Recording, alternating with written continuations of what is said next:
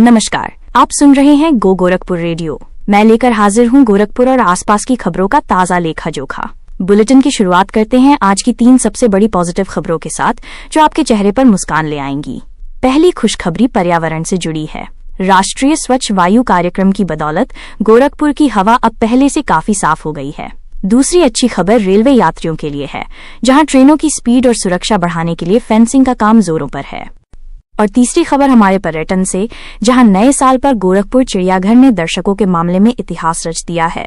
सुर्खियों के बाद अब विस्तार से जानते हैं शहर का हाल। शुरुआत करते हैं रेलवे की उस खबर से, जो आपके सफर को सुरक्षित और तेज बनाएगी। बाराबंकी, गोरखपुर और छपरा रेलमार्ग पर ट्रेनों की रफ्तार बढ़ाने और पटरियों पर सुरक्षा पुख्ता करने के लिए सेफ्टी फेंसिंग का काम बहुत तेजी से चल रहा है। रेलवे का लक्ष्य है कि इस रूट पर ट्रेनों की गति को 130 किलोमीटर प्रति घंटे तक पहुंचाया जाए। कुल 425 किलोमीटर लंबे इस रूट पर अब तक 208 किलोमीटर तक फेंसिंग पूरी कर ली गई है। रेल की पटरियों से अब चलते हैं शहर की आबोहवा की तरफ, जहां एक सुकून देने वाली खबर है। राष्ट्रीय स्वच्छ वायु कार्यक्रम के तहत नगर निगम की मेहनत रंग लाई है। शहर का एयर क्वालिटी इंडेक्स, जो पहले 200 के आसपास रहता था, अब घटकर 100 के स्तर पर आ गया है। आंकड़े बताते हैं कि पिछले साल 214 दिन शहर की हवा ग्रीन जोन में रही। इसके लिए करीब 121 करोड़ रुपए खर्च कर सड़कों के किनारे इंटरलॉकिंग और ग्रीन बेल्ट विकसित किए गए हैं। एक और अच्छी बात यह है कि अब गीडा क्षेत्र के प्रदूषण के आंकड़ों को शहर से अलग किया जाएगा, जिससे स्वच्छ वायु सर्वेक्षण में गोरखपुर की रैंकिंग और सुधरने की उम्मीद है। साफ हवा के बाद अब बात शहर की एक बड़ी समस्या जल भराव की, जिसके समाधान का रास्ता साफ हो गया है। बरसात में जल भराव की समस्या झेल रहे गोरखपुर वासियों के लिए राहत की खबर है। शासन ने एक विशाल नाला निर्माण परियोजना को मंजूरी दे दी है। ये नाला गुलरिहा थाना से चिलुआ ताल तक बनाया जाएगा, जिसकी लंबाई 12.353 किलोमीटर होगी। इस प्रोजेक्ट पर 125.80 करोड़ रुपए खर्च होंगे।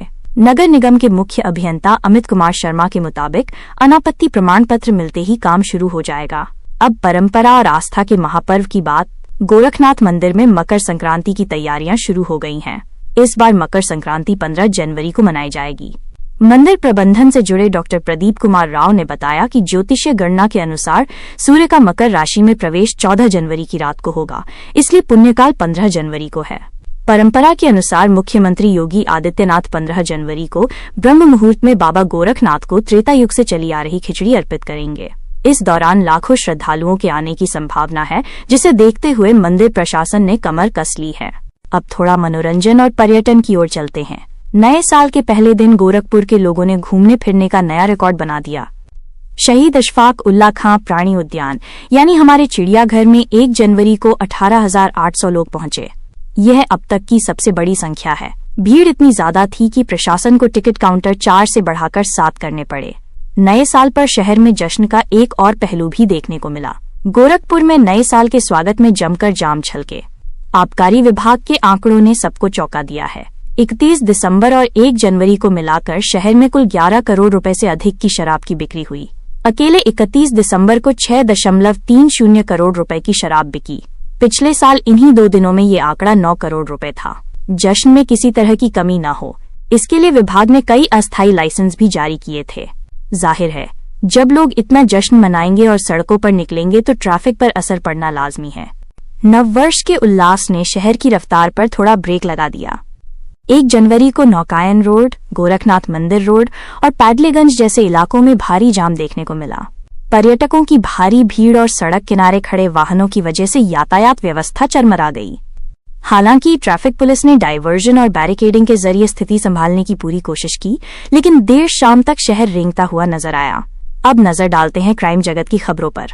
साल 2025 में गोरखपुर पुलिस ने संगठित अपराध की कमर तोड़ने में बड़ी कामयाबी हासिल की है। पुलिस ने 100 गैंग्स के खिलाफ गैंगस्टर एक्ट के तहत कार्रवाई की। इस अभियान में 439 अपराधियों पर मुकदमे दर्ज किए गए और अपराध से कमाई गई उनकी 13 करोड़ रुपए की संपत्ति जब्त की गई। वरिष्ठ पुलिस अधीक्षक राजकरण नैयर ने साफ कर दिया है कि अपराधियों के आर्थिक साम्राज्य को ध्वस्त करने का ये अभियान आगे भी जारी रहेगा। पुलिस की सख्ती के बावजूद साइबर ठग नए तरीकों से लोगों को शिकार बना रहे हैं। टेलीग्राम ऐप पर रेटिंग टास्क के नाम पर एक युवक के साथ बड़ी धोखाधड़ी हुई है। रसूलपुर के रहने वाले मोहम्मद जैद को जालसाजों ने गूगल मैप पर रेटिंग देने के बदले पैसे का लालच दिया।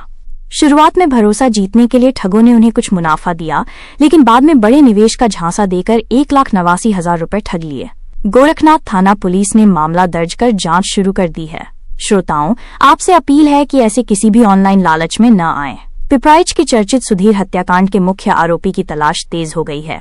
पुलिस को आरोपी विनय कुमार की आखिरी लोकेशन नेपाल सीमा के पास मिली है। आपको याद दिला दें कि 26 दिसंबर को 11वीं के छात्र सुधीर की गोली मारकर हत्या कर दी गई थी। पुलिस अब तक 6 आरोपियों को जेल भेज चुकी है। तो ये थी गोरखपुर और आसपास की आज की प्रमुख खबरें। शहर की हर छोटी बड़ी खबर के लिए जुड़े रहिए हमारे साथ। अगर आपको बुलेटिन पसंद आया तो इसे लाइक और शेयर करना न भूलें। कल फिर मुलाकात होगी। नमस्कार।